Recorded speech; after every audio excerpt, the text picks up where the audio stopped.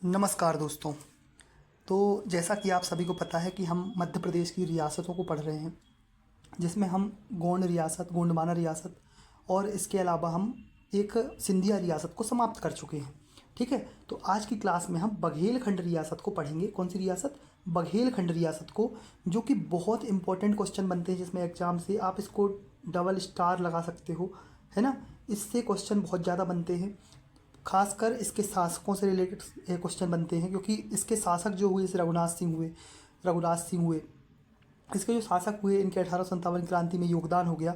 इन चीज़ों से क्वेश्चन देखने को ज़्यादा मिलते हैं। ठीक है, तो अगर आप लोगों को हमारी रियासतों की क्लास अच्छी लग रही है, हम एक क्लास में लगभग 45 मिनट की क्लास में हम एक रियासत को समाप्त कर रहे हैं।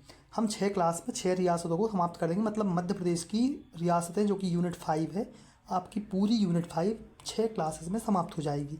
इसके पहले हम जनजातियों को पढ़ा चुके हैं, जो कि मात्र 35 मिनट की क्लासेस हैं, जो कि 14 क्लासेस हैं। उसमें हम बहुत अच्छे से उनको पढ़ चुके हैं ट्रिक के माध्यम से। तो चलिए आज की क्लास हम स्टार्ट करते हैं बघेलखंड रियासत को। ठीक है, तो अगर हम देखें बघेलखंड रियासत में, तो बघेलखंड रियासत में सबसे पहली चीज़ हमें क्या जानना है कि जो इनका प्राकृतिक क्षेत्र बोला जाता था, इनका जो प्राकृतिक क्षेत्र हम देखते हैं, ये तीन भागों में डिवाइडेड था। कितने भागों में? 3 भागों में डिवाइडेड था, जिनका नाम क्या था भैया, याद रखना थोड़ा सा। तरिहार, उपरिहार और उहार। 3 भागों में इनके क्षेत्र को 3 भागों में डिवाइड किया गया है, जिनको ऐसे बोलते हैं, हम 3 नामों में बोलते हैं। अगर आपसे पूछे कि बघेलखंड रियासत को कितने प्राकृतिक क्षेत्रों में बांटा गया, तो आप बताओगे 3 प्राकृतिक क्षेत्रों में, एक तरिहार, एक उपरिहार और एक उहार। तो ये आपको थोड़ा सा याद रखना है। इनके पूर्ववर्ती में जो बघेलखंड वाला क्षेत्र था, जो इनका क्षेत्र था, यहाँ कौन कौन शासन कर चुका है? तो मौर्य कर चुके हैं, शुंग कर चुके हैं, गुप्त कर चुके हैं। इसके अलावा और कौन कर चुके भैया? कलचुरी देखने को मिलते हैं। तो ये मतलब याद नहीं रखना है, बस थोड़ा सा एक बार रीड कर लो भैया, कि यहाँ थोड़ी शासकों की जानकारी हमें प्राप्त होती है। जैसे आप परिव्राजक डायनेस्टी और उच्चकल्प डायनेस्टी वाला क्षेत्र आप यहीं वाला देखते हैं, जिसमें खोह अभिलेख से हमें जानकारी प्राप्त होती है। तो आप थोड़ा सा ये जानकारी रखना, क्योंकि गुप्तों के सामंत थे, तो गुप्त हम इसमें पढ़ रहे हैं। अब देखोगे भैया, बघेलखंड का इतिहास अगर हम देखें तो प्रागैतिहासिक काल से माना जाता है, जिसमें शैलचित्र, गुफाएं, ये सब प्राप्त हुई हैं। ये कोई इंपॉर्टेंट नहीं है, बस थोड़ा सा इंट्रो अगर आपको कहीं लिखना हो तो आप ये लिख सकते हो कि भैया प्रागैतिहासिक काल से इनका इतिहास माना जाता है, जिसमें हमें क्या क्या मिली है, बहुत सारी गुफाएं मिली हैं, शैलचित्र मिले हैं। तो अभी थोड़ी सी इन्फॉर्मेशन दे सकते हो, बाकी कोई ज़रूरत नहीं है इसकी। ठीक है, अब आते हैं हम नेक्स्ट आप देखोगे कि भैया इसकी जानकारी हमें अभिलेखों से, तीर्थ स्थलों से इनकी भी जानकारी हमें प्राप्त होती है। ठीक है, ये सब ठीक है, कोई इंपॉर्टेंट चीज़ें नहीं हैं ये। ठीक है, अब बढ़ते हैं हम इंपॉर्टेंट चीज़ों में। क्या इंपॉर्टेंट चीज़ें हैं? अगर आप देखोगे कि जो बघेल थे, याद रखना, जो बघेल लोग थे, ये पहले चालुक्य हुआ करते थे। याद रखना, चालुक्य ही थे ये लोग। क्या थे? चालुक्य थे। चालुक्य, समझ रहे हो, इनका जो संबंध था, चालुक्य मतलब आप जानते हो कि अनहिलवाड़ा जो कि गुजरात में है, गुजरात के सोलंकी वंश से इनका संबंध माना जाता है। कौन से? सोलंकी वंश से इनका संबंध माना जाता है। तो इसका याद रखना कि जो मूलतः जो ये थे, ये चालुक्य थे, इनसे इनका संबंध माना जाता है, जिसमें इनके अरणोराज, व्याघ्रपल्ली, बघेलवारी, जिनको हम बोलते हैं कि सामंत बोलते हैं इनको। बघेलवारी गांव में रहने के कारण इनका मतलब ये क्या, कौन से गांव में रह रहे थे? बघेलवारी गांव में। याद रखना, इतिहास में थोड़ा पढ़ रहे हैं हम ये। बघेलवारी गांव में रहने के कारण इनका अर्णोराज के वंशजों को बघेल कहलाए जाने लगे। मतलब अर्णोराज जो थे, अर्णोराज के वंशज क्या कहलाने लग गए? बघेल कहलाने लग गए। तो अपने को याद सिर्फ ये रखना है भैया कि बघेल मूलतः चालुक्य थे। बघेल क्या थे? मूलतः चालुक्य थे, जिनका संबंध सोलंकी वंश से था। बघेलवारी गांव में रह रहे थे, इस कारण से इनको बघेल कहने लगे। ठीक है, तो ये चीज़ थोड़ी सी हमें इंपॉर्टेंट याद रखना है। अब देखोगे आप, बघेल वंश में बीसल देव, भीमल देव, लोधी सामंत की हत्या की राजा भर, याद रखना, राजा भर ने इन्हें गहोरा चित्रकूट क्षेत्र की सामंती प्रदान कर दी। याद रखना, बघेल शासक जो थे, कौन थे? बीसल देव थे, भीमल देव थे। इनने क्या कर दिया था? इस टाइम पे दिल्ली सल्तनत में लोधी वंश का शासन हुआ करता था, तो लोधी सामंत की हत्या कर दी थी।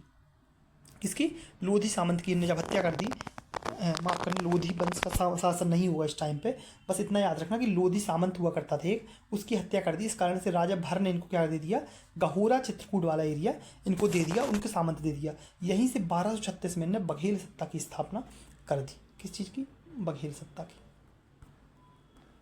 अब आप इनका इतिहास अगर देखोगे तो इतिहास में क्या पढ़ोगे, याद रखने वाली चीज़ें बता रहा हूँ सिर्फ। आप इनका क्षेत्र बता सकते हो, मैप में थोड़ा सा साइड में मैप जब बनाओगे आप इनका, तो इनका थोड़ा सा मैप बता सकते हो कि भैया इनका क्षेत्र ये वाला देखने को मिलता है। थोड़ा सा और छोटा कर लो, ये वाला एरिया, ये वाला एरिया देखने को मिल रहा है मध्य प्रदेश के पूर्व उत्तर वाला एरिया, मध्य प्रदेश के पूर्व और उत्तर वाला एरिया हमें देखने को मिल रहा है बघेलखंड का। सतना, रीवा, सीधी, सिंगरौली वाला एरिया वो हमें देखने को मिल रहा है। याद क्या रखोगे, बघेल मूलतः क्या थे, बघेल मूलतः क्या थे, चालुक्य थे, जो कि इनका संबंध किससे था, सोलंकी वंश से था। ठीक है, ये चीज़ याद रखना है पहली चीज़। बघेलवारी गांव में रह रहे थे, बघेलवारी गांव में रह रहे थे, इस कारण से बघेलवारी गांव में रहने के कारण इनको क्या बोल दिया, बघेलवारी गांव में रहने के कारण इनको क्या बोल दिया, बघेल बोल दिया। बीसल देव और भीमल देव ने क्या कर दी, लोधी सामंत की हत्या कर दी, जिस कारण से राजा भर ने इनको गहुरा वाला क्षेत्र दे दिया, जिसकी सामंती दे दी। इस कारण से इन्हें 1236 में जाके गहुरा में बघेल सत्ता की स्थापना कर दी। इसलिए हम पढ़ते हैं कि जो भीमल देव थे, मैंने बोला भीमल देव ने हत्या की थी, तो जो भीमल देव आप देखने को मिल रहे हैं, तो भीमल देव को ही इनकी सत्ता का स्थापना की है, इसलिए इनको संस्थापक कहा जाता है। क्या कहा जाता है, भीमल देव को संस्थापक कहा जाता है। 1236 में इनने बघेल सत्ता की स्थापना की। ठीक है, बघेल सत्ता की स्थापना की, ये चीज़ आपको याद रखना है थोड़ा सा। ठीक है, अब देखोगे इनकी राजधानी कहाँ पे स्थापना की इनने, तो गहुरा में स्थापना की। कहाँ की, गहुरा क्षेत्र दिया था चित्रकूट वाला, तो गहुरा में इनकी स्थापना देखने को मिलती है। तो आपसे पूछेगा गहुरा पहली राजधानी कौन सी थी, गहुरा थी। लोधी सामंत को पराजित किया, इस कारण से राजा भर ने इनको सामंती प्रदान कर दी। हम ऊपर ही पढ़ चुके हैं, कोई नया इसमें देखने को नहीं मिल रहा है। ठीक है, फिर भीमल देव के पुत्र होते हैं कौन, रानिंग देव। कौन होते हैं, रानिंग देव, थोड़ा सा याद रखना, रानिंग देव होते हैं, जिसको हम आनिक देव भी बोलते हैं। इनने क्या कर दिया कि भैया गहुरा को राज्य का रूप बना दिया। मतलब गहुरा जो था, इनने बोल दिया गहुरा हमारा एक राज्य है, राज्य का छोटा रूप दे दिया कि भैया गहुरा एक छोटा राज्य है। इसकी जानकारी मतलब अगर देखा जाए तो वीर भानुदय काव्यम नामक एक वो है, मतलब ग्रंथ है, उनमें रानिंग देव को प्रथम शासक बोला है। तो अगर आपसे रानिंग देव पूछे 2 नंबर में, तो आप बता सकते हो कि भैया इनने ये भीमल देव के पुत्र थे और इनको आनिक देव भी बोलते हैं। गहुरा को छोटे राज्य का दर्जा दे दिया। इसके अलावा वीर भानुदय काव्य में इनको प्रथम शासक कहा गया है। इसके बाद आते हैं बालन देव। कौन आते हैं, बालन देव आते हैं। बालन देव ने क्या किया कि भर राजाओं ने बघेल सत्ता स्वीकार ली। मतलब इनके टाइम पे, बालन देव के टाइम पे कुछ खास चीज़ें नहीं हुई। बस याद रखना कि जो कौन थे, भर राजा थे, भर राजा ने दी थी ना, राजा भर ने तो इनको सत्ता दी थी, सामंती दी थी, तो इनने बघेल सत्ता को स्वीकार कर लिया बालन देव के टाइम पे। इसके बाद फाइनली बुल्लार देव शासक बनते हैं। अपन ने भीमल देव पढ़ लिया, आप देखें थोड़ा सा, भीमल देव पढ़ लिया, भीमल देव के बाद रानिंग देव पढ़ लिया और साथ में बालन देव पढ़ लिया। तो ये चीज़ें आपको थोड़ी सी याद रखनी पड़ेंगी, क्योंकि आपको लिख के ही आना है। जितना बता रहा हूँ इतना बस पढ़ लोगे तो आप आंसर लिख ले जाओगे। ठीक है, हम नेक्स्ट आते हैं। हम नेक्स्ट अब पढ़ोगे, बहुत इंपॉर्टेंट शासक हैं बुल्लार देव। कौन है, बुल्लार देव। ठीक है, तो बुल्लार देव याद रखना बालन देव के पुत्र थे, जैसे कि मैंने बताया ऊपर कि बालन देव के टाइम पे सत्ता को स्वीकार कर लिया था। बघेल सत्ता के प्रथम प्रभावशाली शासक बोल सकते हो आप बुल्लार देव को, जो मतलब एक हिसाब से जिनने कुछ काम किया, समझ रहे हो, जिनने कुछ काम किया। आप इनकी जो एक पुस्तक देखोगे किनकी, फिरोज शाह तुगलक की, तारीख फिरोज शाही। तारीख फिरोज शाही में इनका उल्लेख देखने को मिलता है, इसलिए हम बोलते हैं कि ये फिरोज शाह तुगलक के समकालीन शासक थे। इनको उपाधि कौन सी थी भैया, महाराजा धीराज की इनने उपाधि धारण की। किस चीज़, अब इससे क्या साबित होता है भैया कि इनकी सत्ता बालन देव के टाइम पर स्वीकार कर ली गई थी। इनने अपने आप को स्वतंत्र घोषित कर लिया, बुल्लार देव ने पहली बार, बुल्लार देव ने अपने आप को स्वतंत्र घोषित कर लिया और महाराजा धीराज की उपाधि ली। इसके अलावा बुल्लार देव ने जल समाधि स्वीकार कर ली और सिंहदेव, इनके पुत्र जो सिंहदेव थे, उसके बाद शासक बने। ठीक है, जल समाधि ले ली थी। इनने कुछ खास काम नहीं किया बुल्लार देव ने, बस याद रखना थोड़ा सा कि भैया फिरोज शाह तुगलक के सामंती थे, प्रथम प्रभावशाली शासक थे, उपाधि ले ली थी, क्योंकि इनने किसकी उपाधि ली थी, महाराजा धीराज के, स्वतंत्र हो गए। लास्ट में इनने जल समाधि स्वीकार कर ली।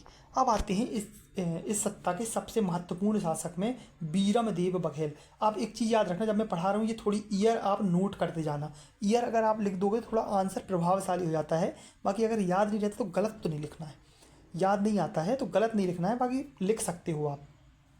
ठीक है, अब आते हैं हम बीरम देव बघेल, जो कि बघेल सत्ता के सबसे इंपॉर्टेंट शासक हैं, जो कि बुल्लार देव के पौत्र थे, पुत्र नहीं थे। पुत्र तो सिंहदेव थे, सिंहदेव के पुत्र थे, मतलब पौत्र थे, याद रखना। शौर्यवान और महत्वाकांक्षी शासक था, मतलब बहुत ज़्यादा महत्वाकांक्षी शासक थे, जिसकी हमें जानकारी बीन भानुदय काव्यम से मिलती है। मतलब बघेल सत्या में जो जनरली आपको देखने को मिलेगा तो वीर भानुदय काव्यम रचना देखने को मिलेगी, जिससे इनकी जानकारी मिलेगी।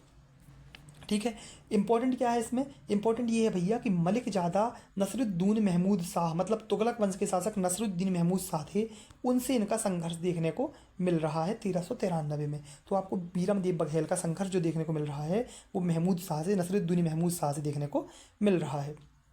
ठीक है, इसके अलावा आप देखोगे कि भैया इब्राहिम सरकी जो थे, मैं जो इनसे सरकी वंश से इनका संबंध थोड़ा अच्छा देखने को मिल रहा है। ठीक है, थोड़ा अच्छा देखने को मिल रहा है, मतलब संबंध इनके अच्छे थे, मैत्री संबंध थे। ठीक है, इसके अलावा इनने वीर भानुदय काव्य में ये भी जानकारी मिलती है कि इनने सेहुड़ा चित्रकूट को विजित कर लिया था और बांधवगढ़ किले को अधिग्रहित कर लिया था। मतलब आप दो चीज़ें पढ़ोगे इसमें, इनने क्या क्या कर लिया भैया? शौर्यवान, मैंने बोला शौर्यवान थे। शौर्यवान क्यों थे? इनने बांधवगढ़ को अधिग्रहित कर लिया और सेहुड़ा चित्रकूट को विजित कर लिया। तो ये चीज़ दो चीज़ इनको देखने को मिल रही है। तारीख ए मोहम्मदी में युग का नीरम कहा गया है। तो याद रखना है आपको कि भैया युग का नीरम किसे कहा गया है? तो बीरम देव बघेल को युग का नीरम कहा गया है। किस में कहा गया है? तारीख मोहम्मदी में इनको युग का नीरम कहा गया है। तो आपको थोड़ा सा ये याद रखना है। ठीक है, अब बीरम देव बघेल के बाद कुछ और शासक हुए। कौन शासक हुए आप यहाँ पे देखोगे? बीरम देव बघेल के बाद एक शासक हुए नरहरि देव। कौन हुए? नरहरि देव, जिनने 1438 से 70 के बीच में शासन किया। मैंने इसके पहले बताया कि सरकी वंश से इनके संबंध मित्रवत थे, तो इसके बाद सरकी वंश के संबंध मित्रवत ही देखने को मिलेंगे। महमूद शाह सरकी को की जो कालपी वो था अभियान था, उसमें इनने सहायता की थी। किसकी? महमूद शाह सरकी की, क्योंकि सरकी वंश से इनके मित्रवत संबंध थे। मैंने यहाँ बताया, जैसे आपको देखो ये आपको देखने को मिल रहा है, इब्राहिम सरकी से इनके मैत्री संबंध थे। मतलब सरकी वंश से आपके इनके पूरे ही संबंध देखने को अच्छे मिलेंगे कि भैया इन लोगों के सरकी वंश से संबंध अच्छे थे। तो ये चीज़ आपको याद रखना है। तो इनने क्या किया था? महमूद शाह सरकी की कालपी जाने में सहायता कर दी थी, अभियान में सहायता कर दी थी। इसके अलावा भैया सरकियों का मित्रता संघर्ष, मतलब आप बोल सकते हो कि सरकियों से संबंध जो देखने को मिल रहा है वो अच्छे थे। ठीक है, अच्छी चीज़ है। लेकिन इसके अलावा हुसैन शाह सरकी और मालवा के शासक महमूद खिलजी के मध्य कालपी को लेकर प्रतिद्वंदिता देखने को मिलती है। किसको? कालपी को लेकर प्रतिद्वंदिता देखने को मिलती है। इसलिए इनमें थोड़ा मतलब एक बोलते हैं ना कि सरकियों का मित्र तो थे, लेकिन बाद में संघर्ष भी आपको देखने को मिल रहा है। तो आप थोड़ा सा याद रखना, इंपॉर्टेंट नहीं है।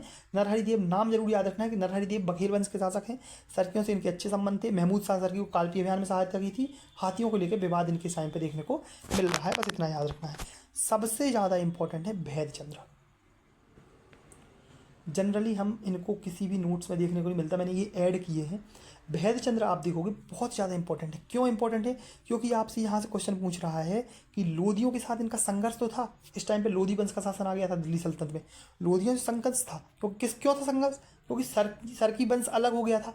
आप जब पढ़ते हो, वो पढ़ते हो उस टाइम पे जब नसरुद्दीन महमूद के टाइम पे, हाँ, तुगलक जो अंतिम शासक था मोहम्मद तुगलक, उसके टाइम पे क्या पढ़ते हो कि भैया सरकी वंश अलग हो गया था।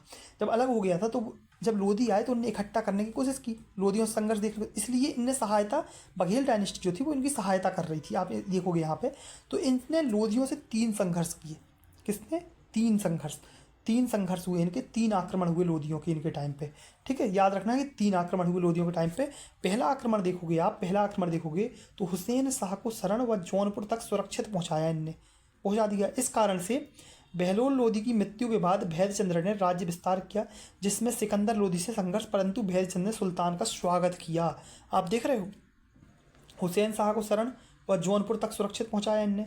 लेकिन होता क्या है कि बहलोल लोधी की जब मृत्यु हो जाती है तो उसके बाद इनने राज्य विस्तार करने का सोचा, लेकिन सिकंदर लोधी से संघर्ष देखने को मिल रहा है, बाकी कुछ खास इसमें नहीं है।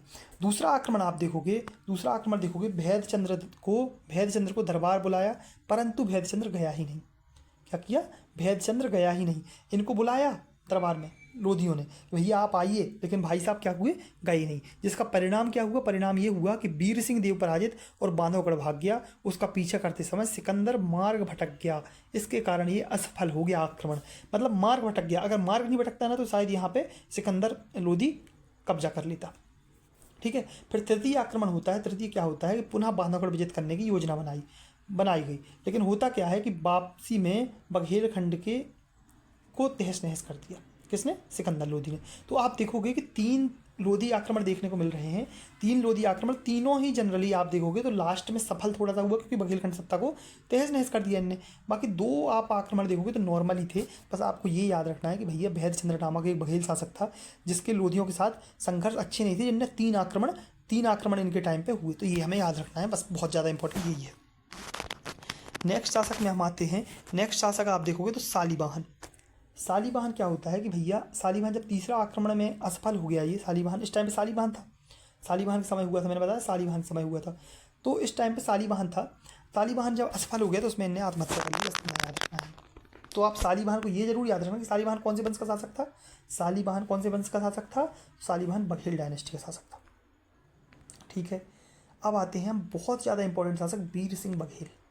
मैंने बताया वीर सिंह बघेल पराजित होकर भाग गए थे। किससे? लोधियों, ये उससे लोधियों से। ठीक है, बाद में इनकी लोधियों से संबंध मित्रवत हो गए। किसके टाइम पे? वीर सिंह बघेल के टाइम पे। इनने 1500 से 1535 तक के काल में शासन किया। तो आप ये थोड़ा सा याद रखना, 1500 से 1536-35 तक कुशल कूटनीतिक शासक थे।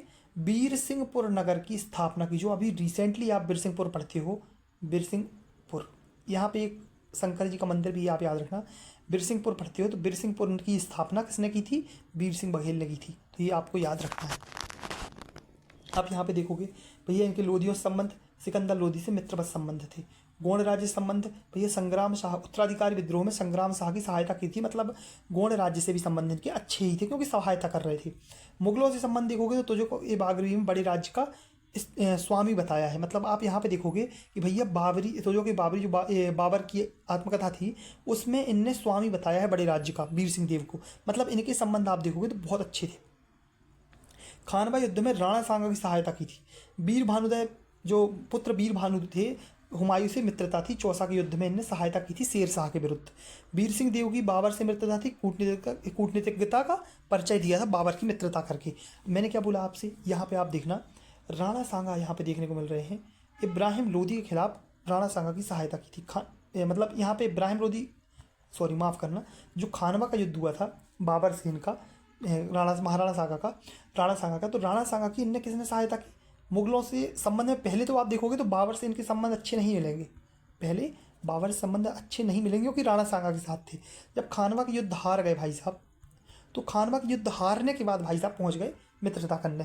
मतलब आप देख रहे हैं कूटनीतिक का परिचय दिया, क्योंकि हमें बाबर कहीं हम ही को न लपेट ले, वो अलग केस था। इसके अलावा इनका पुत्र था वीर भानुदय, उसके हुमायूं से अच्छी बनती थी, हुमायूं से, जिसलिए चौसा के युद्ध में इनने सहायता की थी। तो आप ये थोड़ा सा याद रख लेना। वीर सिंह बघेल के बता दो कि भैया लोधी संबंध अच्छे थे, गोंड संबंध अच्छे थे, मुगलों से भी संबंध अच्छे थे। थोड़ी स्टार्ट में बिगड़े क्योंकि राणा सांगा की मदद की थी, बाद में इनने बाबर से मित्रता कर ली। उसकी जानकारी हमें किस चीज़ से मिलती है भैया? वीर भानुदय काव्यम वही वाला की, वीर भानुदय पुत्र थे, हुमायूं से मित्रता की। ठीक है, ये आपको थोड़ा सा याद रखना है, ये हम पढ़ चुके हैं। अब आते हैं हम नेक्स्ट शासक में। नेक्स्ट शासक आप देखोगे तो वीर भानु बघेल। मैंने बताया वीर भानुदय काव्यम इनके ऊपर ही लिखी गई है, कवि माधव ने लिखी है। किसने लिखी है? कवि माधव ने लिखी है। बहुत इंपॉर्टेंट है, आप ये थोड़ा सा याद रखना, कवि माधव वाली वीर भानुदय काव्यम, क्योंकि बघेल सत्ता की पूरी जानकारी वीर भानुदय काव्यम से ही मिलती है। तो आपको ये थोड़ा सा वीर भानु बघेल के बारे में याद रखना है। शेर शाह सूरी से संघर्ष देखने को मिलता है, उसका रीज़न भी बता दे रहा आपसे मैं। वीर भानु बघेल जो थे, इनके केस में आप जब पढ़ते हो ना कि वीर भानु बघेल सत्ता में संघर्ष देखने को मिलता है, शेर शाह सूरी ने अटैक किया था बघेल डायनेस्टी पे, उसका कारण ही यही था कि कीरत सिंह को शरण दे दी थी। क्यों देती थी कीरत सिंह को शरण भैया इनने? कीरत सिंह जब वहाँ से भाग के आए तो इनने बघेल डायनेस्टी, जो वीर भानु बघेल थे, तो इनने शरण दे दी।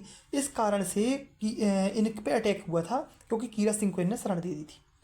शेर शाह सूरी ने इसलिए ही अटैक किया था इन पे कि भैया इनने कीरत सिंह को शरण दे दी थी। इस कारण से शेर शाह सूरी से इनकी थोड़ी सी बननी रही, संघर्ष देखने को मिल रहा है। दरबारी कवि, क्योंकि वीर भानुदय काव्य में इनकी रचना है कवि माधव की, इनके नाम पे ही है। ठीक है, किसकी है? कवि माधव की है।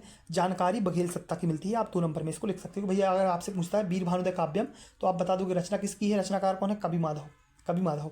जानकारी बघेल सत्ता की जानकारी मिलती है। ठीक है, बघेल सत्ता की जानकारी मिलती है, किसके काल में लिखी गई? वीर भानु बघेल। ठीक है, ये आप याद रख लोगे। 1535 से 1555 तक शासन मिलता है। मुगलों के साथ संबंध आप देखोगे तो भैया हुमायूं से इनकी मित्रता थी, हम पहले पढ़ चुके हैं। चौसा के युद्ध में इन्हें सहायता की थी। इसके अलावा कन्नौज के युद्ध में भी इनकी जानकारी मिलती है, तो आप दोनों सहायता लिख सकते हो कि चौसा के युद्ध और कन्नौज के युद्ध में दोनों में सहायता की थी, आप ये लिख सकते हो। ठीक है, अब आते हैं हम नेक्स्ट शासक। ठीक है, अब आते हैं हम नेक्स्ट शासक। नेक्स्ट शासक आप देखोगे तो रामचंद्र बघेल। कौन देखोगे? रामचंद्र बघेल,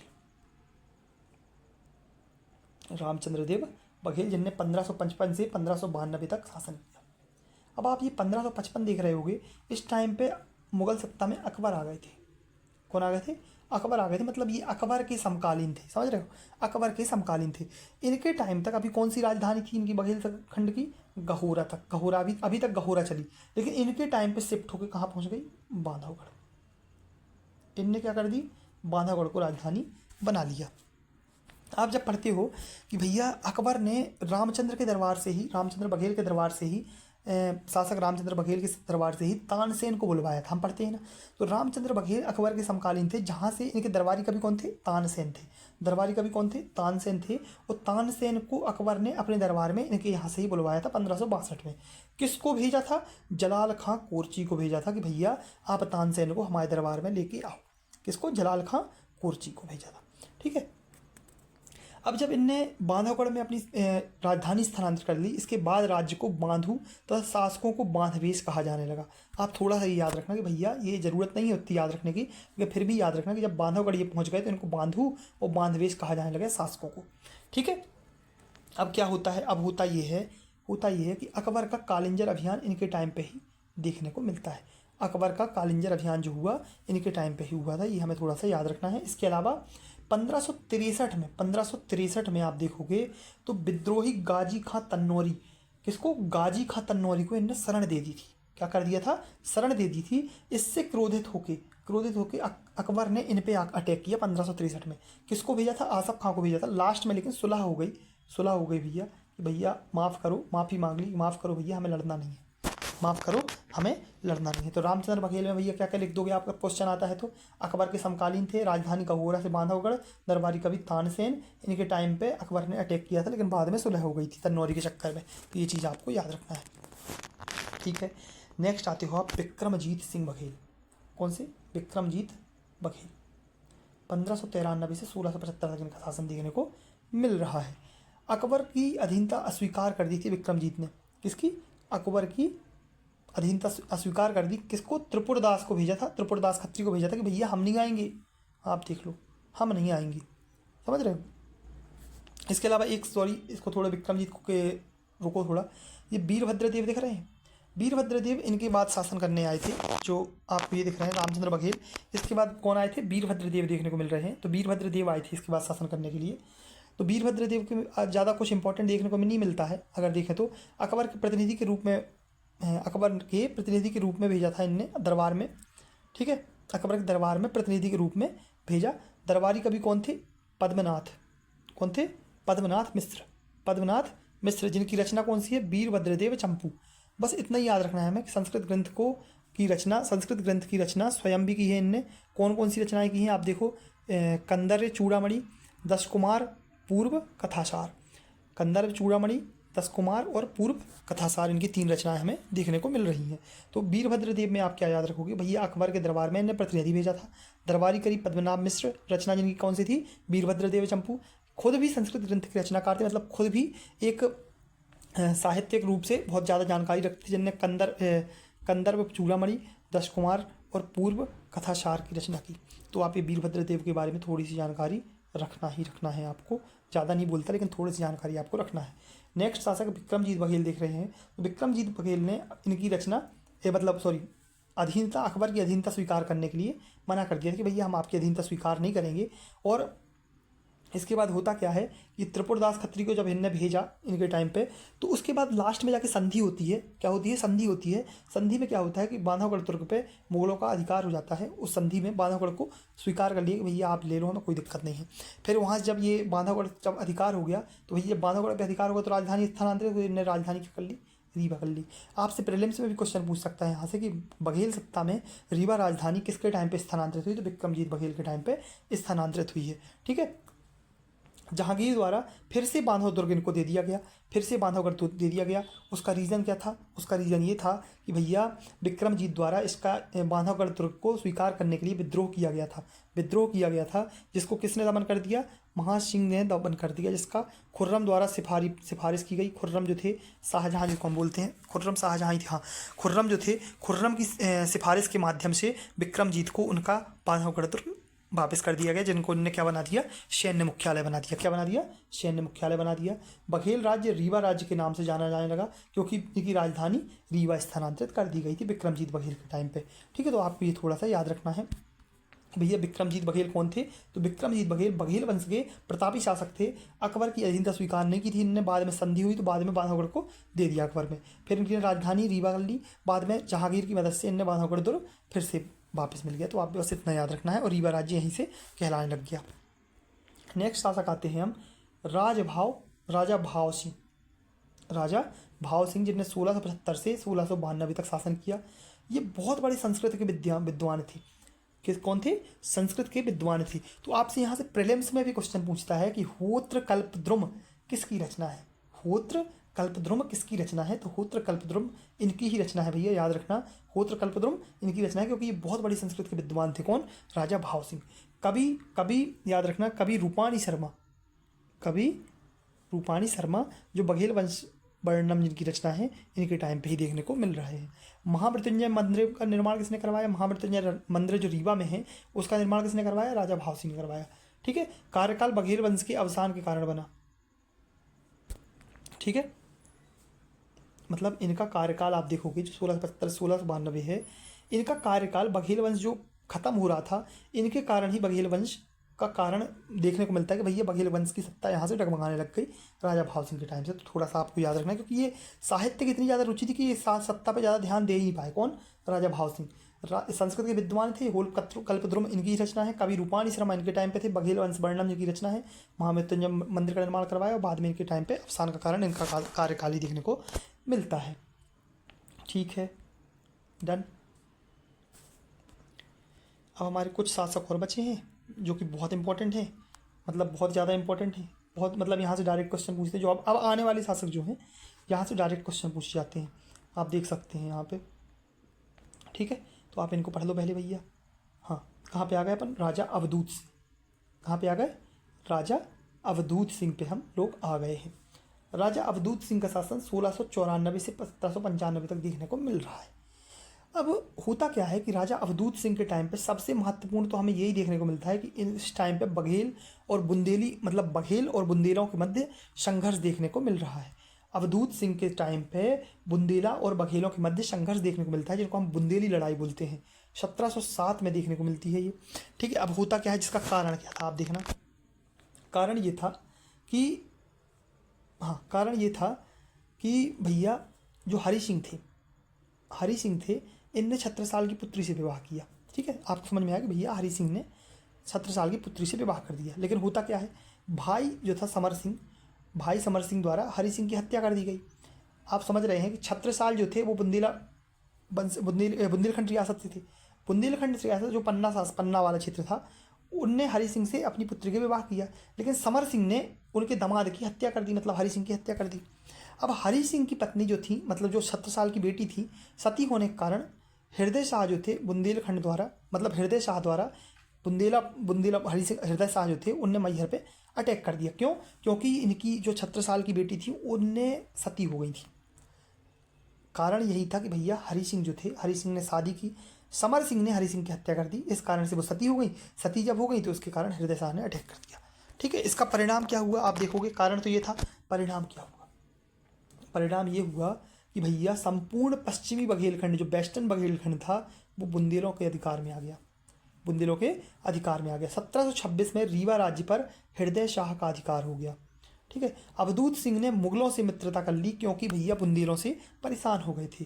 हृदय शाह के विरुद्ध मोहम्मद शाह बंगश का आक्रमण इनके कारण ही हुआ था कि भैया मोहम्मद शाह बंगश का आक्रमण किनके कारण हुआ? इनके टाइम पे हुआ। रीवा पर पुनः बघेल सत्ता स्थापित हो गई, क्योंकि बंगश का आक्रमण हुआ था हृदय शाह पे। समझ रहे हो? इस कारण से फिर से सत्ता दोबारा मिल गई। नहीं तो हृदय शाह ने इनको तबाह कर दिया था। इसका परिणाम बता दिया हमने, भैया पश्चिमी बघेलखंड पे अधिकार, रीवा पे हृदय शाखा, अवधूत सिंह ने मुगलों से मित्रता कर ली, बाद में मोहम्मद शाह बंगस का अटैक हुआ, बाद में इनको फिर से सत्ता मिल गई। तो ये आप थोड़ा सा अच्छे से रीड जरूर कर लेना। आप एक बार जरूर इस क्लास के बाद रीड बस कर लोगे ना तो आपको सब समझ में आ जाएगा। ठीक है, फिर नेक्स्ट शासक आते हैं अजीत सिंह। 1755 से 1809 के बीच में हुआ। अब जैसे हमने बुंदेला बघेल पढ़ी किनके टाइम पे, अवधूत सिंह के। अजीत सिंह के टाइम पे बांदा संघर्ष देखने को मिलता है। कौन सा संघर्ष? बांदा संघर्ष। बांदा के नवाब अली बहादुर का रीवा पर अटैक हुआ था। किसका? बांदा के नवाब अली बहादुर का अटैक हुआ। परिणाम क्या हुआ भैया? अजीत सिंह द्वारा संधि कर ली गई, हरजाने के रूप में 1 लाख रुपए नवाब को दिए गए। मतलब आप देख रहे हो कि बघेल सत्ता स्थापित तो हो गई, लेकिन इसके बाद डगमगाने लग गई थी उनके बाद। राजा भावुक सिंह के बाद जगमगाने लग गई, क्योंकि लड़ तो रहे थे लेकिन सबसे संधि कर रहे थे, पैसे देने पड़ गए भैया इनको, अली बहादुर को। तो आप बोलोगे बांदा संघर्ष 1796 में जो हुआ वो किसके टाइम पे देखने को मिला? अजीत सिंह के टाइम पे देखने को मिल रहा है। नेक्स्ट शासक आते हैं हम जय सिंह बघेल। कौन? जय सिंह बघेल। अब देख रहे हो बिल्कुल टूटते जा रहा है बघेल सत्ता, बघेल सत्ता टूटते जा रही है। आप देखोगे 1809 से 1833 के मध्य में यहाँ पे शासन देखने को मिलता है। 1812 में पिंडारियों का अटैक हो गया भैया, पिंडारियों का अटैक हो गया। अब देखो बांदा संघर्ष, बुंदेला संघर्ष, अब पिंडारियों का अटैक भी हो गया। कब हो गया भैया? 1812 में। कौन नेतृत्व करता था पिंडारियों को? करीम खां, करीम खां। तो आप ये भी थोड़ा सा याद रखना कि भैया करीम खां के नेतृत्व में रीवा राज्य में पिंडारियों का अटैक हुआ, जिसके बाद बांदा संधि हुई 1812 में। रीवा राज्य वर्सेस अंग्रेज। कौन सी? बांदा संधि भी आपको देखने को मिल रही है 1812 में। रीवा राज्य वर्सेस अंग्रेज भी देखने को मिल रही है। जय सिंह को रीवा राज्य का वैध शासक बनाया गया। रीवा पर कोई ब्रिटिश आक्रमण नहीं करेगा, कोई ब्रिटिश आक्रमण नहीं करेगा। संधि का पालन अनिवार्य है। राज्य के आंतरिक मामलों में दखल कौन करेगी? अंग्रेज सरकार करेगी। ये बांदा संधि थी। बांदा संधि के माध्यम से ये चीज़ें निश्चित की गई कि भैया 1812 में एक अंग्रेज और रीवा राज्य की मध्य संधि हुई, क्योंकि उसका रीजन था पिंडारियों का अटैक हुआ। तो पिंडारियों के अटैक से डर के जय सिंह बघेल ने अंग्रेजों से संधि कर ली, बोल दिया भैया आप हमारे शासक हो। अंग्रेज ने बोल तो दिया हम आप हमारे शासक हो, कोई भी अटैक नहीं करेगा आप पे, लेकिन याद रखना कि आंतरिक मामले हम कौन करेंगे? हम करेंगे। मतलब एक हिसाब से सहायक संधि टाइप हो गई बांदा की संधि। याद रखना सहायक संधि टाइप यहाँ पे देखने को मिल रही है। अब क्या होता है? अब ये होता है, अब आते हैं रघुराज सिंह बघेल। कौन आते हैं? रघुराज सिंह बघेल, जिनका शासनकाल है 1854 से 1880। इनके टाइम पे ही आपको कौन देखने को मिलती है? 1857 की क्रांति। क्या देखने को मिलती है? 1857 की क्रांति देखने को मिलती है। अब बात पढ़ते हैं हम किनको? रघुराज सिंह को। इनके टाइम पे 1857 की क्रांति हुई, आप तो लिख दोगे। इनके एक दीवान थे दिनकर राव। दिनकर राव के कारण गोविंदगढ़ नगर बसाया गया, जिसको अभी हम पढ़ते हैं ना गोविंदगढ़। गोविंदगढ़ जहाँ आम फेमस है, गोविंदगढ़ के तालाब भी है बहुत बड़ा। तो गोविंदगढ़ नामक नगर किसने बनाया? इनके जो दीवान थे दिनकर राव, उनने बनाया। अब देखते हो आप कि भैया होता क्या है कि 1857 क्रांति में आप इनसे इनकी भूमिका अगर आपसे पूछे रघुराज सिंह की, क्या पूछे? रघुराज सिंह की आपसे भूमिका पूछे तो याद रखना रघुराज सिंह की भूमिका दोहरी थी। रघुराज सिंह की भूमिका दोहरी थी। कैसी दोहरी थी? भैया इनने अंग्रेजों का भी सहयोग किया और क्रांतिकारियों को भी संरक्षण दिया, दोनों तरफ से थे। मतलब जैसे आप बोलते हैं ना सिंधिया रियासत, सिंधिया रियासत में भी भैया जो थे वो भाग गए थे अपना खजाना छोड़ के। मतलब वहाँ भी थोड़ी भूमिका दो टाइप की देखने को मिल रही है। यहाँ भी आपको इनकी भूमिका 2 टाइप की देखने को मिल रही है। भैया ये संरक्षण भी दे रहे थे, अंग्रेजों का साथ भी दे रहे थे। अब होता क्या है भैया? 1857 क्रांति एवं बघेलखंड रियासत। अब 1857 क्रांति एवं बघेलखंड रियासत में क्या होता है देखना आप। ये जब आप मध्य प्रदेश में स्वतंत्रता संग्राम भी पढ़ते हो तो ये बहुत ज़्यादा इंपॉर्टेंट हो जाता है। बघेलखंड रियासत में क्या हुआ? होता क्या है कि 1857 में जगदीशपुर के कुंवर सिंह का रीवा आगमन हुआ। जब आप पढ़ते हो ना कि जगदीशपुर बिहार, वो कुंवर सिंह ने नेतृत्व किया था 1857 क्रांति का। जब वो रीवा आए तो उस टाइम पे लेफ्टिनेंट ऑसबर्न द्वारा उन्हें रोका गया। ठीक है, किसने? ऑसबर्न ने उनको रोक दिया कि भैया आप हमारे रीवा राज्य में आप एंटर नहीं कर सकते, क्योंकि उस टाइम पे लेफ्टिनेंट हुआ करते। मैंने बताया ना कि भैया अंग्रेजों ने बांदा की संधि द्वारा वहाँ पे सहायक संधि टाइप स्थापित कर दी थी, इसलिए लेफ्टिनेंट ऑसबर्न द्वारा उनको रोक दिया गया कि भैया आप नहीं आओगे, जिससे तेलंगा ब्राह्मण ने विद्रोह कर दिया। किसने? तेलंगा ब्राह्मण ने विद्रोह कर दिया। किसने कर दिया? तेलंगा ब्राह्मण ने विद्रोह कर दिया कि भैया आपने कैसे रोक दिया, कुंवर सिंह को कैसे रोक दिया। जिसका उद्देश्य क्या था? उद्देश्य था तेलंगा ब्राह्मण की गिरफ्तारी का विरोध। 1857 की क्रांति में आप देखोगे तो कोई ऐसी वो नहीं थी कि आप छोड़ो हमारे राज्य को। ये था कि भैया हमारे तेलंगा ब्राह्मण को क्यों गिरफ्तार कर लिया, उसके विद्रोह में हमने वो कर दिया। मुफ्त फौज का गठन हुआ, सशस्त्र विद्रोह देखने को मिल रहा है। ठीक है, अब होता क्या है, अब होता है भैया रघुराज सिंह द्वारा जो रणमत सिंह थे, ठाकुर रणमत सिंह, जो 1857 की क्रांति का नेतृत्व कर रहे थे रीवा रियासत से, उनको आंतरिक सहायता दी गई। क्या हो गई? आंतरिक सहायता दी गई। अब होता क्या है, होता ये है, परिणाम क्या हुआ 1857 की क्रांति का भैया, याद रखना थोड़ा सा, कि हीरा सिंह के विश्वासघात के कारण ठाकुर रणमत सिंह को गिरफ्तार कर लिया गया। अब ये गिरफ्तारी में याद रखना रघुराज सिंह का हाथ भी देखने को कहीं ना कहीं मिलता है, ये आप याद रखना। 1 अगस्त 1859 को इनको फांसी दे दी गई रणमत सिंह को। ये वाला क्वेश्चन प्रीलिम्स में भी इस बार आया था कि 1859 का 1858 कब फांसी गई, तो रणमत सिंह को 1859 में फांसी दी गई। रघुराज सिंह को सुहागपुर, अमरकंटक, सिंहवाड़ा क्षेत्र प्रदान किया गया।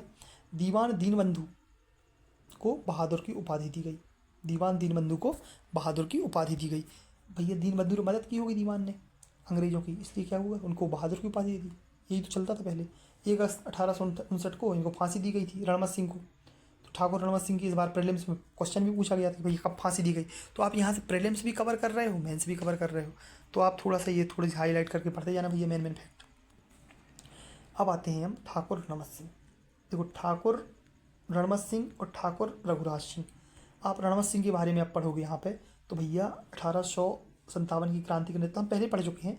1859 में इनको फांसी हुई थी, हम ये भी पढ़ चुके हैं। 300 सैनिकों को इकट्ठा करके इनने वो किया था।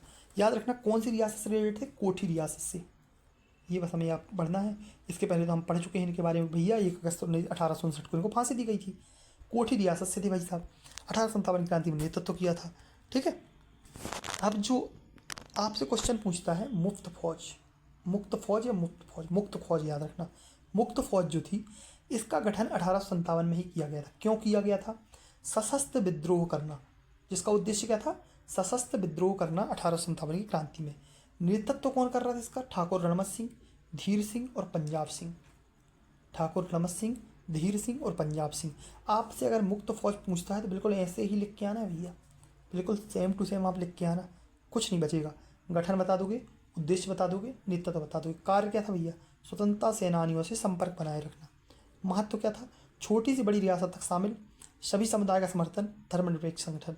मतलब आप देख रहे हो कि भैया सबको मिला के इसने रखा, किसने? मुक्त फौज ने। तो मुक्त फौज आपसे अगर पूछेगा तो सिर्फ कितने नंबर पूछेगा? 2 नंबर में। तो मुक्त फौज आप 2 नंबर बता दोगे भैया।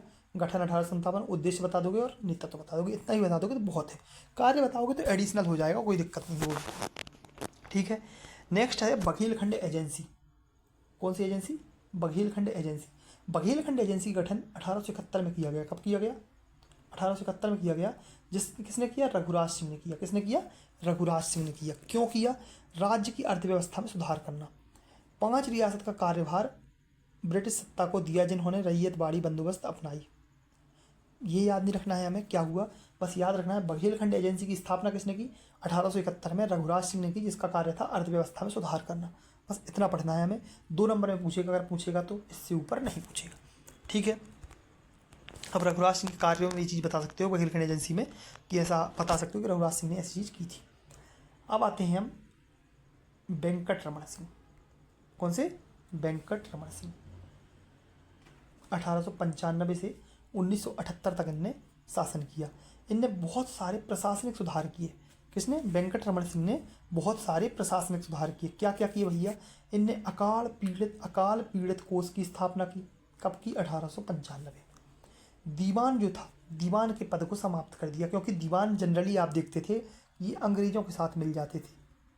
अंग्रेजों के साथ मिल जाते, जैसे अभी दीनबंधु पढ़ा हमने, उनको बहादुर की उपाधि मिली थी क्योंकि उनने अपने शासक को धोखा दिया था। दीवान का पद इनने समाप्त कर दिया। राजस्व का व न्याय हेतु इनने कमिश्नर की नियुक्ति की। किसकी नियुक्ति की? कमिश्नर की नियुक्ति की। प्राथमिक शिक्षा व संस्कृत विषय अनिवार्य कर दिया। प्रेस दरबार की स्थापना की। स्वयं को कमांडर इन चीफ घोषित किया। सतना में फौज छावनी बनवाई। तो आप इनके कुछ कार्य देखोगे, जब आपसे 7 नंबर में क्वेश्चन पूछ सकता है कि वेंकट रमण के प्रशासनिक सुधारों को समझाइए, वेंकट रमण के प्रशासनिक कार्यों को समझाइए। अकाल पीड़ित कोष की स्थापना, दीवान का पद समाप्त, कमिश्नर की नियुक्तियां, संस्कृत विषय को अनिवार्य बना दिया, प्रेस दरबार की स्थापना, कमांडर इन चीफ घोषित कर लिया, और फौज में सतना में फौज छावनी बनवाई। तो ये चीज़ आपको याद रखना ही रखना है। फिर आ जाता है थोड़ा सा राज प्रतिनिधि काल, कोई इंपॉर्टेंट नहीं है। नेक्स्ट पढ़ोगे आप राजा गुलाब सिंह। महाराजा गुलाब सिंह, जो कि 1922 से 1946 तक इनका शासन देखने को मिल रहा है। किनका? महाराजा गुलाब सिंह का। महाराजा गुलाब सिंह, याद रखना, 1 स्टार, 2 स्टार, 3 स्टार, 4 भी लगा लो, 5 भी लगा लो। बघेल सत्ता के, बघेलखंड रियासत के सबसे महत्वपूर्ण शासक महाराजा गुलाब सिंह। याद रखना, महाराजा गुलाब सिंह जो थे, महाराजा गुलाब सिंह को सुभाष चंद्र बोस को समर्थन था, मतलब इनका समर्थन सुभाष चंद्र बोस को था। किनका? महाराजा गुलाब सिंह को। महाराजा गुलाब सिंह का समर्थन किसको था? सुभाष चंद्र बोस को था। इनने बहुत सारे प्रशासनिक और सामाजिक सुधार किए, बहुत सारे सुधार किए। इसलिए गुलाब सिंह को अगर देखा जाए तो मतलब एक हिसाब से बोलते हैं ना, सबसे ज़्यादा विस्तार और सबसे ज़्यादा सुधार जो देखने को मिल रहे हैं गुलाब सिंह के टाइम पे देखने को मिलते हैं बघेल सत्ता के। ठीक है, अब हम पढ़ेंगे इनके कुछ सुधार। आप देखोगे, देखो ये बहुत बेहतरीन लिखा हुआ है पूरा इनके गुलाब सिंह के बारे में, तो आप इनके बारे में 7 नंबर 10 नंबर सबके बारे में बता सकते हो। अब देखोगे इनके प्रशासनिक सुधार, कुछ प्रशासनिक सुधार आप देखो गुलाब सिंह के, तो 1932 में इनने राज्य परिषद का गठन किया। किसका गठन किया? राज्य परिषद का गठन किया। ठीक है, किसका गठन किया? राज्य परिषद का गठन। कृषि फार्म की स्थापना की 1935 में। कब की? 1935 में कृषि फार्म की स्थापना की। 1940 में बघेलखंड फ्लोर मिल की स्थापना की। रीवा में बैंक ऑफ बघेलखंड स्थापित किया। अब आप इनको याद कैसे रखोगे?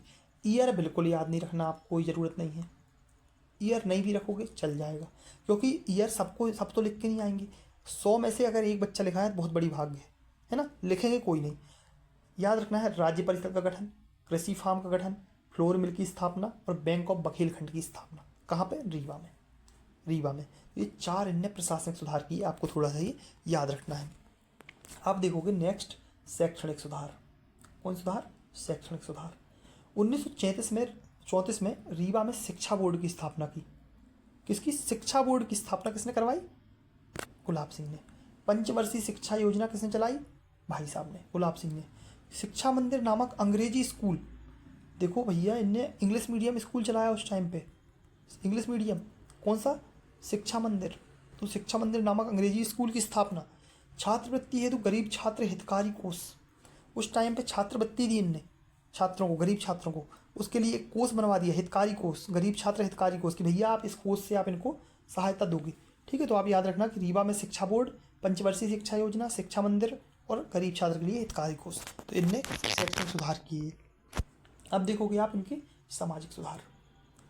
बाल विवाह अस्पृश्यता समाप्ति हेतु कानून बनाए। भैया उस टाइम पे इतने चल रही थी बाल विवाह वगैरह, लेकिन इनने क्या किया? कानून बनाए इस चीज़ से रिलेटेड। विधवा आश्रम की स्थापना की रीवा में। बड़े व्यवस्था उन्मूलन किया। रीवा में जुबली जनाना अस्पताल की स्थापना की। थोड़ा सा ये डबल स्टार लगा लो। जुबली जनाना अस्पताल की स्थापना कहाँ की? रीवा में की। 41 सदस्यीय प्रजा परिषद की स्थापना की। बघेलखंड बालचर मंडल, मतलब समझ रहे हो, नैतिक सुधार हेतु, बच्चों के नैतिक सुधार के हेतु बघेलखंड बालचर मंडल की स्थापना की, क्योंकि बच्चे अच्छे से शिक्षा प्राप्त कर सकें। इसलिए आप यहाँ पे देखोगे भैया, बाल विवाह रोक दिया, वर्ण व्यवस्था रोक दिया, अस्पृश्यता रोक दी, विधवा आश्रम बना दिया, जुबली जनाना अस्पताल बना दिया, प्रजा परिषद बना दिया, बघेलखंड बालचर मंडल बना दिया बच्चों के लिए। मतलब आप इनने किसी को नहीं छोड़ा, महिलाओं के लिए भी किया, बच्चों के लिए भी किया, बूढ़ों के लिए भी किया, सबके लिए किया। तो आप यहाँ पे देखने को मिल रहे हैं इनके सामाजिक सुधार। ठीक है, आप देखोगे यहाँ पे प्रशासनिक सुधार, शैक्षणिक सुधार और सामाजिक सुधार। नेक्स्ट आप जो देखने को मिल रहा है पवाई रूल, जो ये आपको देखने को मिल रहा है इनके टाइम पे ही हुआ। पवाई रूल्स आप इनको राजस्व सुधार में भी लिख सकते हो, भूमि सुधार। इनने ये भूमि सुधार किया था, यह एक भूमि व्यवस्था थी, 1934 में लागू किया गया था, जिसको याद रखना कब किया गया था? 1934 में गुलाब सिंह के टाइम पे इसको लागू किया गया, पवाई रूल्स। तो ये आपको याद रखना है। ठीक है, इसमें क्या होता था? इसमें होता ये था, जो भूमि होती थी, भूमि का 40% हिस्सा और 60% हिस्सा 2 भागों में बांट देते थे। 40% हिस्सा एक साइड और 60% हिस्सा एक साइड। कोठार भूमि राज्य के पास होती थी, मतलब 40% जो भूमि होती थी वो राज्य के पास होती थी। दरबार संबंधी किसान इसका यूज करते थे। कौन करते थे? दरबार संबंधी किसान इसको यूज करते थे 40% को। 60% जो होती थी वो एक इलाकेदारों व पवाईदारों के पास होती थी। समझ रहे हो? मनमाने ढंग से कर वसूल करते थे।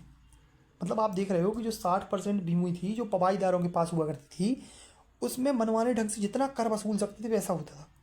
40% दरबार संबंधी कानून ये चालू करते थे, लेकिन 60% इलाकेदार पवाईदारों को दे दी। ऐसा था कि भैया आप वसूलो जितना कर वसूलते हो, तो ये वाला सिस्टम था। अब इसका उद्देश्य क्या था कि जो ये पवाईदार जो थे और इलाकेदार थे, इनके अधिकारों को कम करना, क्योंकि बहुत ज़्यादा लूटपाट मच गई थी। इसके लिए इसका उद्देश्य, जो पवाई रूल्स आया, उसका उद्देश्य था कि इनके अधिकारों को सीमित करना। इसकी शर्तें क्या थी? इसकी शर्तें थी भैया कि राजा के आदेश का पालन करेंगे आप, वनोपज पर रीवा दरबार का पालन होगा, वनोपज जो होगी वो रीवा दरबार के पालन पर होगी, वनोत्पाद कर 1/4 राज्य हेतु संरक्षित, अनुपयोगी भूमि पर राज्य का अधिकार होगा। ये कुछ इसके अधिकार देखने को मिल रहे हैं कि राजा के आदेश का पालन, वनोपज पर रीवा दरबार 1/4 संरक्षित कर दिया, ठीक है। वनोत्पाद पर, अनुपयोगी भूमि पर अधिकार किसका होगा, मतलब जो उपयोग नहीं हो रही भूमि उस पर अधिकार किसका होगा, राजा का होगा या राज्य का होगा। इसका परिणाम क्या हुआ? इसका परिणाम ये हुआ कि पवाईदारों व इलाकेदारों ने इसे काला कानून की संज्ञा दी, क्योंकि उनके लिए यही था। पवाईदारों ने संघ का निर्माण कर लिया, अंग्रेज द्वारा इन पर प्रतिबंध लगाया गया। याद रखना, ठीक है। तो ये चीज़ आपको थोड़ा सा याद रखना है कि इसके परिणाम लिखना ऐसे ही है भैया। पवाई रूल आपसे 7 नंबर में पूछता है तो आप बेहतरीन इसी ढंग से अगर आप लिख के आओगे, आप इसी ढंग से लिख के आओगे तो आपके बहुत अच्छा आप नोट्स भी बना सकते हो इस ढंग से। तो इस तरह आपके लिए थोड़े से नंबर मिलना आसान हो जाएगा। महाराजा गुलाब सिंह को इन सुधारों के कारण प्रथम समाज सुधारक नरेश कहा जाता है। आप फाइनल में थोड़ा सा कंक्लूजन में लिख सकते हो कि प्रथम समाज सुधारक नरेश को कहा जाता है, गुलाब सिंह को कहा जाता है। ठीक है, ठीक है ना, डन। अब आते हैं हम भैया रीवा रियासत के अंतिम शासक, रीवा रियासत के अंतिम शासक महाराजा मार्तंड सिंह जूदेव। महाराजा मार्तंड सिंह जूदेव, जिनने 1946 से 1995 तक शासन किया, रीवा रियासत के अंतिम शासक थे। सफ़ेद शेर को इनने पकड़ा था, मोहन को देखा था इनने, किसने, मार्तंड सिंह ने। इनके कार्य क्या थे? संवैधानिक सुधार समिति का गठन किया, इसके अध्यक्ष हरि सिंह गौर थे। इन्हें क्या किया? संवैधानिक सुधार समिति का गठन किया, जिसके अध्यक्ष को बनाया, हरि सिंह गौर को बनाया। गोविंदगढ़ में आम अनुसंधान केंद्र की स्थापना की, टाइगर सफारी की स्थापना की और भारत संघ में विलय इनके टाइम पे ही हुआ। तो इनके कुछ कार्य देखने को मिल रहे हैं कि आम अनुसंधान केंद्र जो कि गोविंदगढ़ में है, टाइगर सफारी की स्थापना, भारत संघ में विलय, इसके अलावा संवैधानिक सुधार समिति बनाई जिसके अध्यक्ष कौन थे? हरि सिंह गौर थे। तो इनके कुछ मुख्य कार्य हो गए। अब फाइनली इनके टाइम पे ही क्या होता है? इनके टाइम पे विंध्य प्रदेश का गठन हो जाता है। इनके टाइम पे ही लास्ट में, मतलब एक हिसाब से विलय होता है, भारत संघ में विलय होता है और विंध्य प्रदेश का गठन हो जाता है इस टाइम पे। तो विंध्य प्रदेश का गठन इनके टाइम पे देखने को मिल रहा है हमें। 1948 में बघेलखंड एवं बुंदेलखंड सभी 35 रियासतों को मिलाकर विंध्य प्रदेश का गठन किया गया। बघेलखंड और बुंदेलखंड को मिला दिया गया। कब? 1948 में, ठीक है। विंध्य प्रदेश केंद्र शासित प्रदेश बना 1950 में। कब बना? 1950 में केंद्र शासित प्रदेश। 1952 में आम चुनाव लड़े गए जिसमें शंभुनाथ शुक्ल को इनका मुख्यमंत्री बनाया गया। बाद में 1956 में विंध्य प्रदेश को मध्य प्रदेश में विलय कर दिया गया। आप देखोगे, कुछ नहीं पढ़ना, याद रखना है कि भैया 1948 के टाइम पे विंध्य प्रदेश और मतलब बघेलखंड और बुंदेलखंड को मिलाकर एक विंध्य प्रदेश का गठन किया गया। इसके बाद 1952 में इनका आम चुनाव हुआ जिसके मुख्यमंत्री कौन बने? शंभुनाथ शुक्ल बने। और 1956 में विंध्य प्रदेश को मध्य प्रदेश में विलय कर दिया गया। तो ये चीज़ हमें थोड़ा सा याद रखना है। तो ये हमारी पूरी रीवा रियासत आप बोल सकते हो कि रीवा रियासत समाप्त हो गई। यहाँ पे पूरी रीवा रियासत पूरी समाप्त हो गई। लेकिन अगर बघेलखंड रियासत आपसे बोले, बघेलखंड रियासत समाप्त नहीं हुई, क्योंकि बघेलखंड रियासत के अंदर भी बहुत सारी छोटी छोटी रियासतें थी। उनके बारे में हमें बहुत डिटेल तो नहीं पढ़ना, लेकिन उनके बारे में थोड़ा थोड़ा तो पढ़ के रखना है, क्योंकि आपसे वहाँ से 2 नंबर में क्वेश्चन आपसे पूछ सकता है। तो आपको इतना पढ़ के रखना है कि भैया अगर 2 नंबर में क्वेश्चन आता है तो आप लिख सको उसको, ठीक है। तो आप यहाँ पे देख रहे होंगे कुछ अन्य रियासतें इनकी।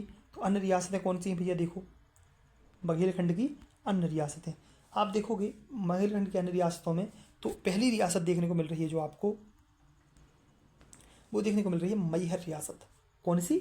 मैहर रियासत। आपसे 2 नंबर में मैहर रियासत पूछ सकता है, मैहर रियासत पूछ सकता है। तो आपको ये याद रखना है कि भैया स्थापना किसने की? जमनी मान ने की। किसने की?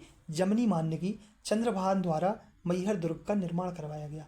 छत्रसाल द्वारा और हृदय शाह द्वारा इस पर अधिकार अटैक किए गए और बाद में इस पर अधिकार कर लिया गया।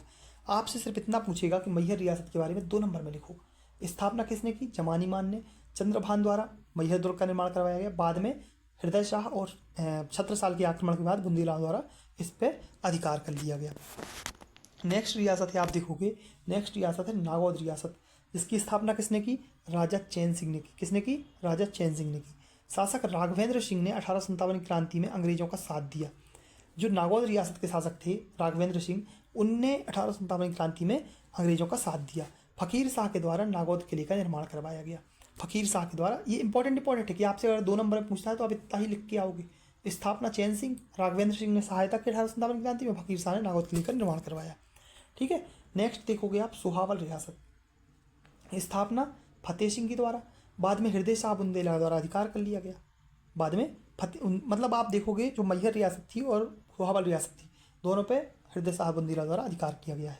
1802 में बसीन की संधि से अंग्रेजों का अधिकार हो गया 1802 में, ठीक है। नेक्स्ट अंततः कोठी रियासत, कोठी रियासत जो रणवत सिंह हम पढ़ते हैं इसी रियासत से थे, पढ़ा है हमने। रणवत सिंह जो 1857 क्रांति में नेतृत्व किया, इसकी स्थापना किसने की? जगत राय सिंह बघेल। किसने की? जगत राय सिंह बघेल। किसने की? जगत राय सिंह बघेल।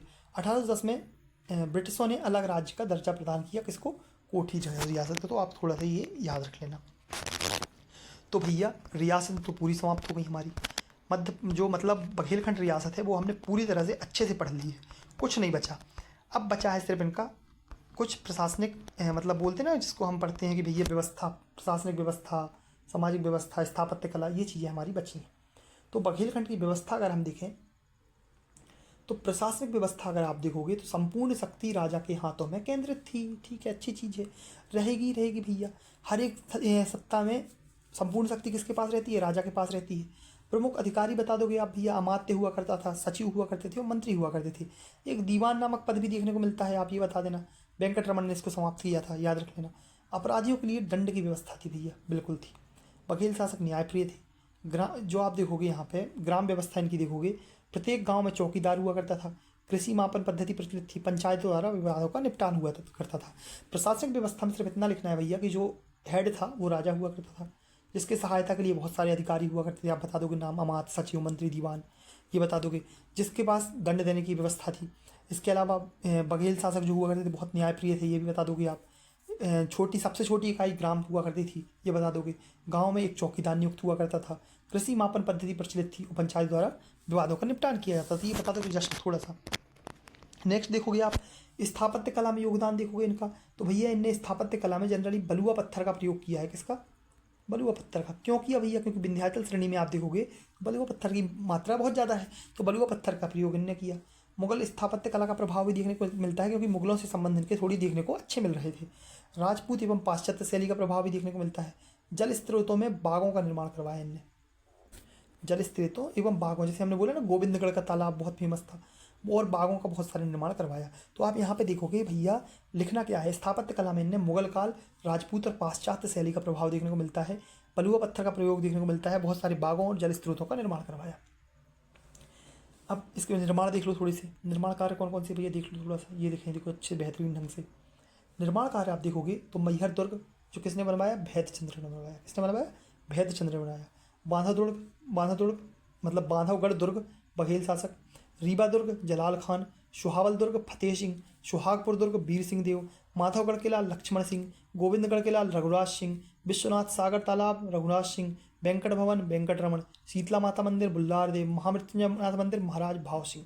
तो ये आपको थोड़े से नाम याद ही रखना पड़ेगा, इनके लिए कोई ट्रिक नहीं है ये याद रखना, क्योंकि आप इनको थोड़ा सा पढ़ोगे, जितने बार पढ़ोगे उतने बार आपको याद हो जाएंगे। मैहर दुर्ग भैदचंद्र, बांधवगढ़ बघेल शासक, रीवा दुर्ग जलाल खां, सोहावल दुर्ग फतेह सिंह, सोहावल दुर्ग सोहावल सोहागपुर वीर सिंह देव, माधवगढ़ लक्ष्मण सिंह, गोविंदगढ़ रघुराज सिंह, विश्वनाथ सागर तालाब रघुराज सिंह, वेंकटरमण ने वेंकट भवन, शीतला माता मंदिर बुल्लार देव, महामृत्युंजयनाथ मंदिर महाराजा भाव सिंह। तो आप इनकी स्थापत्य में ये नाम बता सकते हो।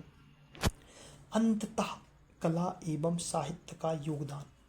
अब कला एवं साहित्य में तो इतना चलो ये इसमें लिखा हुआ है, ठीक है, जो नहीं भी लिखा हुआ है, कैसे नहीं लिखा हुआ है हम दिखाते हैं आपको हम दिखाते हैं, ठीक है। चलिए कला एवं साहित्य, वीर भानुदय कहाँ है भैया? वीर भानुदय कहाँ है? वीर हाँ वीर भानुदय दरबारी कवि माधव थे, वीर भानुदय काव्यों की रचना की, ये बता सकते हो आप, बेहतरीन, कोई दिक्कत नहीं। नेक्स्ट तानसेन बता दोगे? तानसेन थे भैया इनके दरबार में, तानसेन के बारे में भी जानकारी आप कला एवं साहित्य में दे सकते हो, ठीक है। नेक्स्ट आप देखें, नेक्स्ट देखो भैया पद्मनाथ मिश्र रचना वीरभद्रदेव, खुद भी वीरभद्रदेव संस्कृत विद्वान थे, उनकी रचनाएं भी आप बता सकते हो, ये भी बता सकते हो, ठीक है। ठीक है आगे बढ़ते हैं। राजा भाव सिंह स्वयं विद्वान थे, होत्र कल्पद्रम, रूपाणी शर्मा के बारे में बता सकते हो, तो ये भी बता सकते हो साहित्य में, ठीक है। अब और देखो भैया, और देखो यहाँ संघर्ष स्टार्ट हो गए थे और हम दिखाई दे रहे हैं आपको, इतना तो लिखना ही है, देखो मैंने पीछे बता दिया, उतना वहाँ पे भी नहीं लिखा है। लेकिन ये भी हमको लिख के आना है, अगर नहीं लिखा है तो ये भी लिख के आना है, ठीक है। तो आप अब इसके अलावा देखो, आप द्रौपदी की खोज तानसेन, कवि माधव, कवि भानुदय काव्यम, आनंद रघुनंदन राजा विश्वनाथ सिंह, राधा चरित्र रामचंद्र भट्ट, भक्तियाल रघुराज सिंह, गोल्कपत्रम भाव सिंह, इतने तो यहाँ लिखे हैं, बाकी पीछे वाले में मैंने बताया पद्मनाथ मिश्र वगैरह, तो वो भी आपको इसमें लिखना है, ठीक है। तो आज हमारी ये पूरी बघेलखंड रियासत पूरी तरह से समाप्त हो गई। आप इससे ज़्यादा पढ़ने की कोशिश नहीं करना भैया, क्योंकि जितना ज़्यादा पढ़ते चले जाओगे उतना ज़्यादा घुसते चले जाओगे, है ना। फिर क्वेश्चन लिखने में दिक्कत होती है। लिमिटेड पढ़ो, अच्छा पढ़ो, ठीक है।